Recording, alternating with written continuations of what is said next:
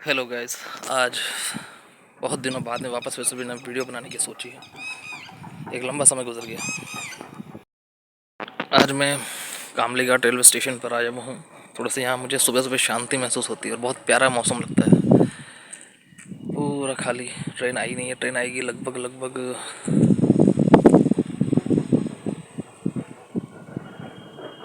11:30 something. यहाँ से train के जाने का समय है 12:40 के आसपास। अभी बाहर जो गाड़ियाँ खड़ी है, ढेर सारी टूरिस्ट गाड़ियाँ, ट्रैवलर गाड़ियाँ खड़ी है, वो सारी गाड़ियाँ इसलिए खड़ी क्योंकि मारवाड़ जंक्शन से सॉरी फुलाद से जो टूरिस्ट बैठे होंगे ना ट्रेन में बैठ कर यहाँ देखने के लिए, एक सरदार जी आपको पीछे दिखेंगे, वो जा रहे हैं वाइट कलर की शर्ट में। ये भी शायद ड्राइवर है और इनके साथ में कुछ ड्राइवर और भी हैं जो गाड़ी में बैठे हुए। ये सब लोग अपने टूरिस्ट लेकर के आए हैं, यहाँ नहीं लाए हैं ये लोग। फुलाद से इन्होंने अपने जो भी गेस्ट वगैरह रहते हैं उनको बिठाया होगा ट्रेन में, और वो सारे टूरिस्ट अभी गौरम घाट की वादियों को देखते हुए, एंजॉय करते हुए, पुलियाओं के ऊपर से, सुरंगों के अंदर से, जो हमने खुद ने वीडियो बनाए, उनको एंजॉय करते हुए आ रहे होंगे अभी। और ट्रेन में से यहाँ उतरेंगे, फिर यहाँ से इनको ये लेकर के वापस अपने होटल वगैरह लेके चले जाएंगे।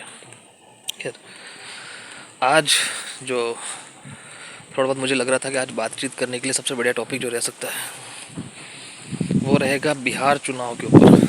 बिहार का चुनाव बहुत अच्छे से निपट गया, शांति से निपट गया। बहुत बड़ी बात है, बिहार जैसी जगह में शांति से चुनाव होना बहुत बड़ी बात है। और एक बार फिर से एनडीए ने प्रचंड जीत हासिल की है। अब सोचने वाली बात यह है, क्या बात है, सिग्नल कर दिया गया है, इस वाले ट्रेन आने वाली है, यानी मैं ठीक टाइम पे आया हूँ। हाँ, सिग्नल डाउन हो चुका है और एनडीए ने प्रचंड जीत हासिल की है, इसमें कोई दो राय नहीं है। ट्रेन आएगी तो ट्रेन देखेंगे, एंजॉय करेंगे। एनडीए ने प्रचंड जीत हासिल की है। इसमें भाजपा को लगभग लगभग वोट सीटें मिली है 89 के आसपास, जेडीयू को 85 के आसपास और एलजेपी को 19। ये कोई छोटा मोटा आंकड़ा नहीं, बहुत बड़ा आंकड़ा है। और सबसे बड़ी चौंकाने वाली बात जो इस चुनाव में रही है कि AIMIM को 5 सीटें मिली, 5 सीटें। असदुद्दीन ओवैसी अपनी पार्टी को बिहार के अंदर जमाने में कामयाब हुए। मजाक तो है नहीं, क्योंकि जहाँ कांग्रेस जैसी पार्टी को टोटल 6 सीट्स मिली है, 6। राहुल जी गांधी कह रहे थे हाइड्रोजन बम फोड़ने की बात, मुझे लगता है उन्होंने कांग्रेस के ऊपर ही फोड़ दिया हुआ।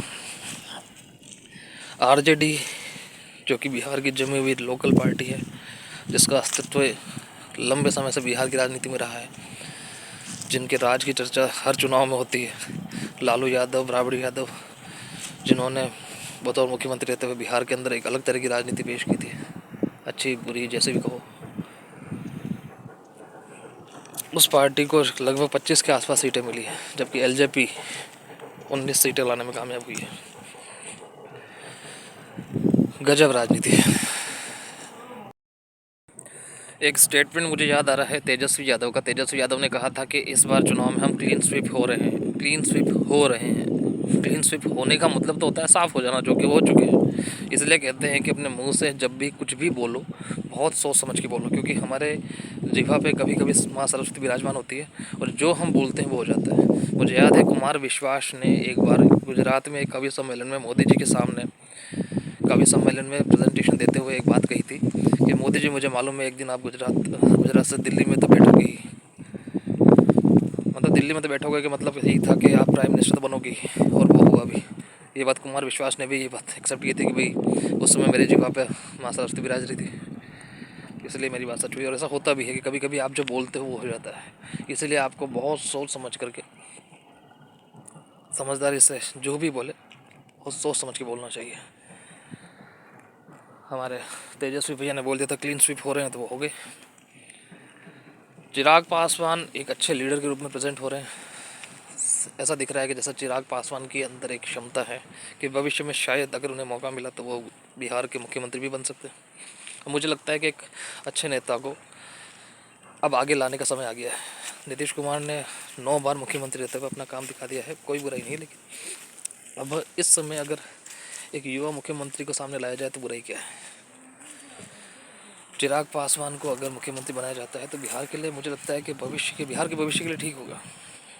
मोदी जी के नेतृत्व में बिहार के अंदर अगर एक युवा नेतृत्व सामने आता है तो पूरे देश भर के लिए एक मिसाल बनेगी। लेकिन देखते हैं राजनीति में ऐसा होता नहीं है। अगर आपको लगता है कि राजस्थान की राजनीति के लिए रविंद्र पार्टी को आगे लाया जाए तो ऐसा बड़े नेताओं को नहीं लगता। उनको यही लगता है कि हम हैं तो हम ही हैं, हमको रहने दो, ये युवा हुआ कुछ नहीं होता, हमने अपनी पूरी जवानियाँ ख़राब की है, तो ये जो युवा वगैरह है इनको भी अपनी जवानी लगाना दो, जब इनका समय आएगा तो देखी जाएगी। और वही शायद बिहार में भी होगा।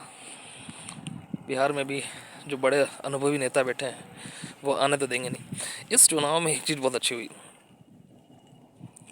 सब ढंग से निपट गया। लेकिन अनंत सिंह जो कि सोशल मीडिया पे बड़े लोकप्रिय रहते हैं, जिनके चुनाव में इस बार एक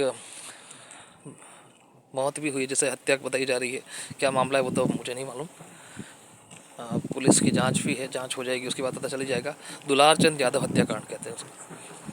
वो अनंत सिंह जी के ही विपक्ष में थे, विरोधी थे, और एक चुनावी सभा के दौरान या चुनावी रैली के दौरान ही उनकी मौत हुई थी।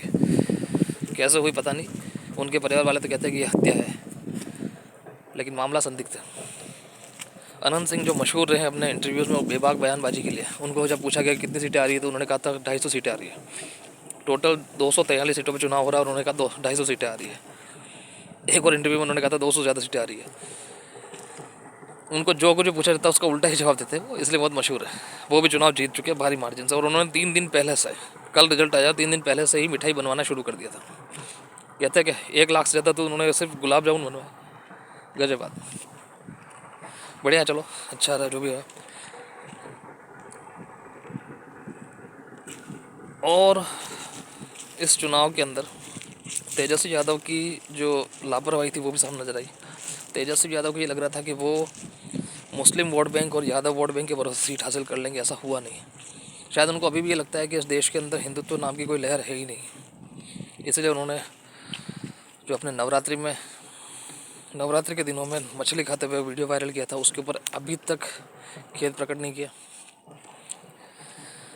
उन्होंने एक, उनकी निजी ज़िंदगी में तो नहीं जाएंगे, लेकिन उनकी फैमिली को देख करके लग नहीं रहा है कि वो अभी सनातन धर्म के किसी भी परंपरा को मान रहे हैं। उनके परिवार से सिर्फ एक ही व्यक्ति है जो कि सनातन धर्म पे बात करते हैं, वो है तेज प्रताप भैया, जो भी चुनाव शायद हार गए, शायद नहीं, चुनाव हार चुके हैं। उनकी जो जेजेपी पार्टी बनाई उन्होंने, उसको भी शायद सीटें नहीं मिली है, एक भी सीट नहीं मिली है, खुद भी चुनाव हार गए। लेकिन जनता को उम्मीद थी कि तेजस्वी यादव से ज़्यादा बेहतर तेज प्रताप यादव हो सकते हैं, इसलिए उनको चुनाव जिताया जाए। लेकिन अब जिस सीट से वो चुनाव लड़े वहाँ पे समीकरण बैठे नहीं। अब देखते हैं आगे क्या होता है, कौन मुख्यमंत्री बनते हैं, मंत्रिमंडल कैसा रहता है। इस चुनाव में हाँ, खेसारी लाल यादव स्वघोषित सुपरस्टार, जिन्होंने खुद को ही सुपरस्टार बार बार बोल करके दिखाने की कोशिश की कि मैं इस बिहार के चुनाव के अंदर आरजेडी को बहुत भारी मतों से जिताऊंगा, वो अपनी खुद की सीट पर हार गए। उनकी पवन सिंह के साथ में जो बयानबाजी हुई, जो बहसबाजी हुई, वो भी बड़ी चर्चा में रही। जहाँ उन्होंने एक बार ये कहा कि मैं अपनी, जो भी उन्होंने कहा मैं तो उस पर चर्चा नहीं करना चाहूँगा, स्टेटमेंट भी नहीं बोलना चाहूँगा, पर उनके बयानबाजियों से उन्हीं को नुकसान भुगतना पड़ा। चित्रा त्रिपाठी ने उनका एक इंटरव्यू लिया था, इसके अंदर उन्होंने स्टेटमेंट दिया था अपराधियों के समर्थन में, वो उनके लिए अगेंस्ट गया। राम मंदिर के खिलाफ उन्होंने जो बात बोली थी कि राम मंदिर की जगह अगर हॉस्पिटल होता तो वहाँ एक मुसलमान का भी इलाज होता, हिंदू का भी इलाज होता। भाई राम मंदिर की जगह पर ही आपको हॉस्पिटल क्यों बनाना है? भारत दुनिया का क्षेत्रफल की दृष्टि से, भारत दुनिया का 7वां सबसे बड़ा देश है। आप कहीं भी हॉस्पिटल बना सकते हो। आप आरजेडी के नेतृत्व में कहीं भी हॉस्पिटल बनाने की बात तो करते नहीं, लेकिन राम मंदिर की जगह ही आपको हॉस्पिटल बनवाना क्यों? आपने कभी ये तो नहीं कहा कि हम किसी मस्जिद की जगह या किसी चर्च की जगह हॉस्पिटल बनवाएंगे, ऐसा तो बोलोगे भी नहीं, क्योंकि ये आपके एजेंडे के खिलाफ है। भाजपा को छोड़ के जितने भी पार्टियों के नेता होते हैं वो राम मंदिर के खिलाफ बोलने में बड़ा गर्व महसूस करते हैं। उनको लगता है कि राम मंदिर के खिलाफ बोलेंगे तो आराम से चुनाव जीत जाएंगे। क्या ईश्वर उनको सद्बुद्धि दे। मैं ये मानता हूँ कि किसी भी धर्म के खिलाफ बोल करके आप चुनाव जीत भी जाओगे तो भविष्य में कहीं ना कहीं उसका आपका नेगेटिव रिजल्ट मिलेगा ही मिलेगा। किसी भी धर्म के खिलाफ बोलने की आवश्यकता नहीं। मोदी जी खुद भी कभी नहीं बोलते किसी के खिलाफ। मोदी जी को लोग भले ही कुछ भी कहे, लेकिन मोदी जी, योगी जी भी कभी किसी धर्म के खिलाफ नहीं बोलते। हाँ, कोई नेगेटिव पॉइंट होगा उसके खिलाफ उन्होंने बोला होगा, जैसे कि लव जिहाद, लैंड जिहाद जैसे जिहाद जो हुए हैं उनके खिलाफ उन्होंने बोला होगा, वो मानते हैं, वो किसी धर्म के खिलाफ नहीं है, लेकिन लोग उनको जोड़ ले। खैर, वीडियो बहुत लंबा हो जाएगा, आज के लिए इतना काफ़ी। कल फिर किसी और टॉपिक पे बात करेंगे। जय हिंद, वंदे मातरम, भारत माता की जय। सर्व मंगल मांगल्ये शिवे सर्वार्थ साधिके शरण्ये त्र्यंबके गौरी नारायणी नमोस्तुते।